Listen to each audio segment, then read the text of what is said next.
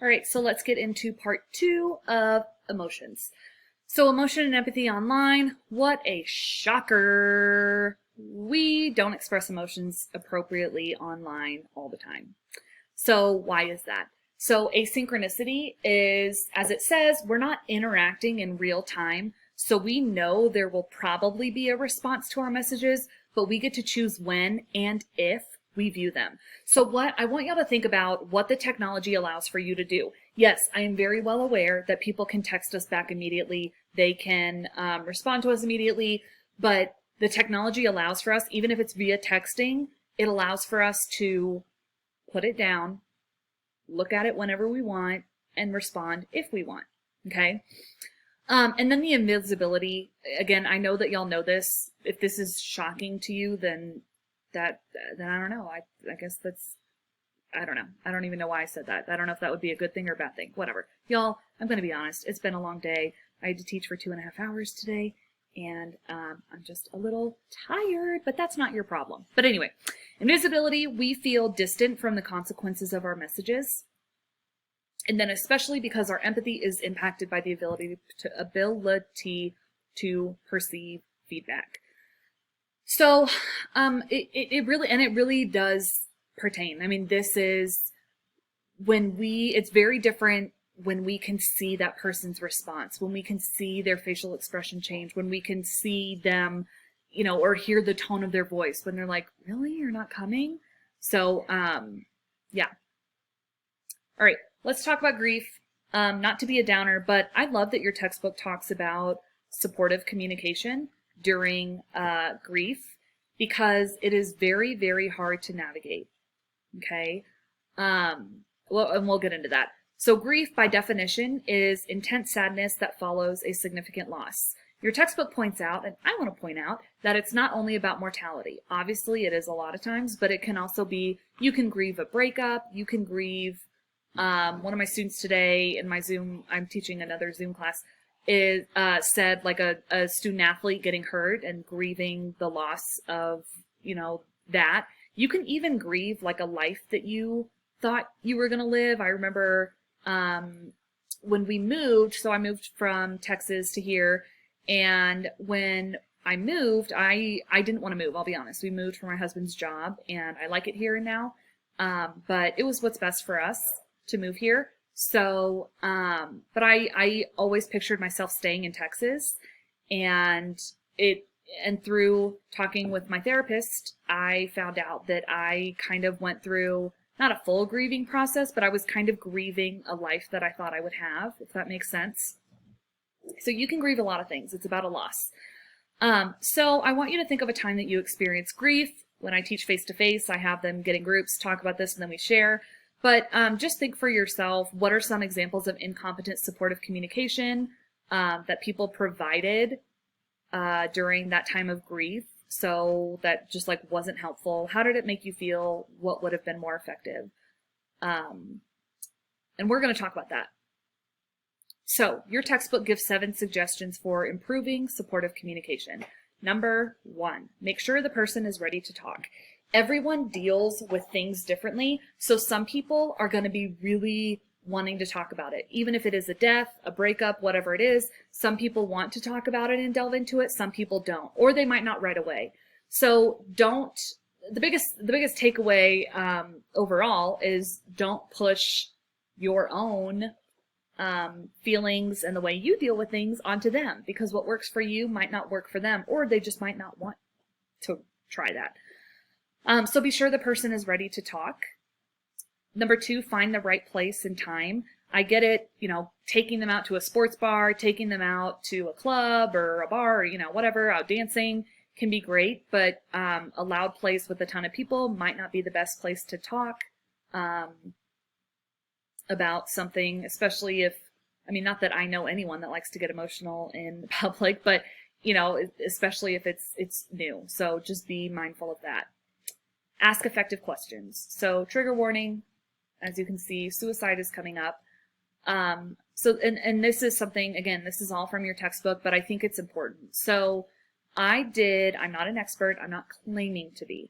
I did a mental health first aid training through Front Range, another community college in the Colorado system. And it was fascinating, and I learned a lot. Again, I'm not an expert, but I would like to share what I learned with you so that it can help you. If you are truly afraid that someone is hurting so badly that they are thinking of ending their life, what we have to do is just flat out ask them. And it goes even so deep as to, or not deep, but as specific as to say, like they taught us, you don't say, are you thinking of hurting yourself? Because, and these were legit experts that had worked in like mental health hospitals and, had a bunch of degrees in it. And it was interesting because I never thought about this. And I feel like saying like, oh, are you thinking of hurting yourself? Kind of eases the I don't know, like just the trigger word of suicide or killing yourself. But they said that you have to be that specific because people have responded like, oh, it's not going to hurt at all. And it's, and so you have to flat out ask. And then you have to be prepared for if they say yes. And in that training, they even had us like role play and practice with each other of, us saying yes and then what we say. I'm not qualified to go into the details of what comes next, to be honest with you, because it goes into like, do you have the means and a plan and whatever. Not whatever, but y'all get what I mean. So I'm not going to go into that. But there is some preparation of the shock of if they say yes. Something I really, really want y'all to keep in mind, because this was fascinating to me and I had always thought this, you bringing up them or asking if they have plans to end their life, that's not going to put it in their mind if they weren't thinking that. So you don't need to worry. And that's something I always worried, not that I ask people that a lot, but I always thought that of like, well, even if I did suspect that, I don't want to bring it up and give them that idea. People are not going to say like, well, no, I hadn't thought about that, but that's not a bad, and I'm not being funny when I say that, like, that's not what's going to happen. If anything, they'll just be like, no, what are you taught? No, of course I'm not. And then it's like, okay, good. I just want to make sure. Also, sometimes it can actually, if they are having those thoughts, and there is a difference between suicidal ideation and actually having plans to do it. But if they are having those thoughts, a lot of times that can be something that can be like hard to bring up in conversation, even if you're close with them. It's like, hey, by the way. So, that can almost be kind of a relief for them if someone finally asks them. Okay. So just something to be mindful of. I know that's getting real deep, but it is an issue in our society. And if you are truly afraid of the well-being of someone in your life, please ask them, as uncomfortable and scary as that might be. And if they say yes, just be prepared for, getting them help. Legitimize, don't minimize. This is, I think this is like the biggest thing that people have issues with. And so I'm not naive. I am an optimist, but I think people have good intentions. And I think when they say this stuff, they truly in their mind are like, but at least it's not that, like they're trying to make us feel better, but it is not helpful. So I just have two examples, but I know that y'all have dealt with this. I know, for breakups, it's like, oh my gosh, there's so many other people. There's so many better people, sucked and blah, blah, blah. Like, you can always have another baby. It could have been worse. It doesn't matter. We don't need to be reminded. We know that it could be worse. That time is not the time to tell us, hey, this could be worse. Okay. That is not helpful. Just say, yeah, that must be hard. I'm so sorry. Listen actively. That should go without saying, but people aren't always great at it. Be sure that you are paying attention and being attentive. Ask before offering advice. Y'all, this is something I struggle with too. People don't always want our advice, or they might not be ready. So ask before offering advice. And if you're not close with them, don't even ask, because what's going to happen is they're going to feel rude being like, no, I don't want your advice. So even if you think that you have something amazing to add, just be supportive. Just validate. They don't always need advice, even if we think that it's great advice and we know that we're right. And then let the person know that you care. So after I read that part of the textbook, when I first started teaching this class and was putting my class together, I wanted to do a little bit more research on my own, because I had always struggled with responding to like knowing the right thing to say and worrying about saying the wrong thing, because again, even people who are well-intentioned can say the wrong thing and make it worse. So sorry y'all, I wish I couldn't see myself in this corner. So I was interested, and I'm not even going to act like I went to the research databases, but I did look at some articles on like Psychology Today, some blogs. And so here's a little bit more practical things to help with grief. So don't push your faith on them if they don't share it.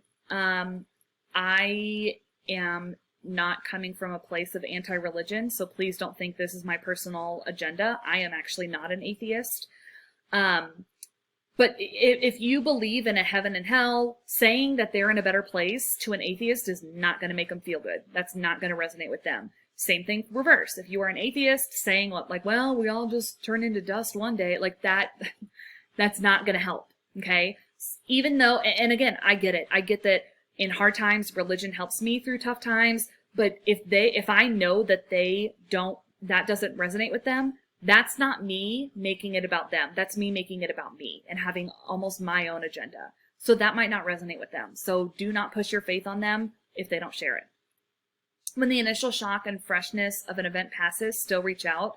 I think this is applicable for all grief, but especially with death. Like I think of, at the beginning, everyone is coming in town and people are reaching out and maybe even bringing meals and checking on you. And then, they have the visitation and the funeral or whatever, the memorial. And then everybody goes home.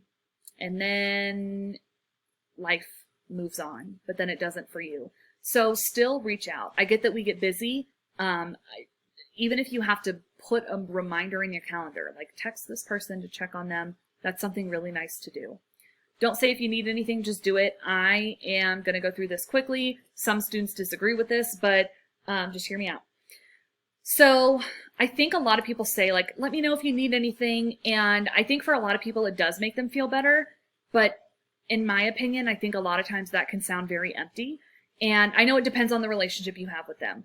But I think also, sometimes it's good to just do it. So a way that you can do this is instead of saying like, hey, let me know if you want me to, make you dinner one night, say, I would love to make you dinner.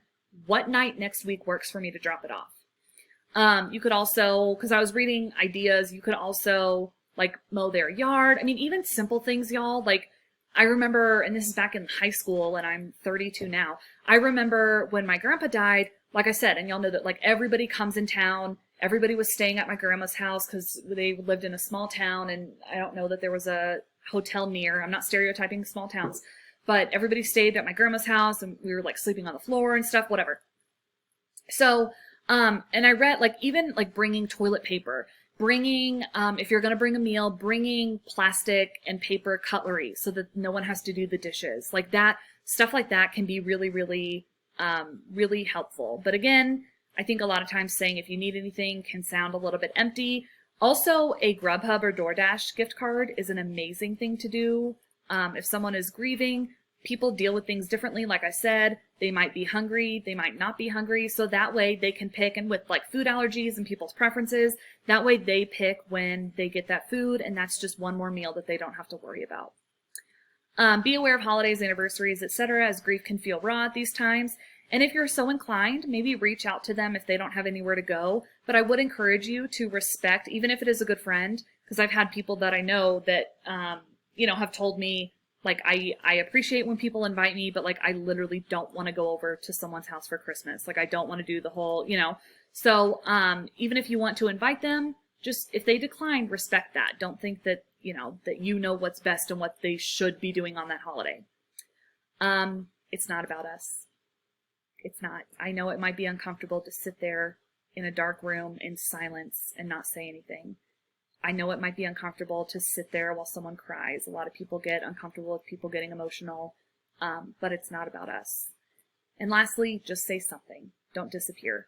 So I know that we might not know the right thing to say, but in that case, just say, I'm sorry, I don't know what to say, and I don't want to say the wrong thing, but I'm so sorry. Okay, I keep looking down at the time. I don't know if you can see my eyes gazing, but so don't disappear. When people disappear, that makes it so much worse, especially when you know that they know that you're going through something and you're dealing with a loss. That can feel really isolating and more hurtful than saying the wrong thing. So just say something, even if you say, I don't know what to say. All right, that is it for this chapter.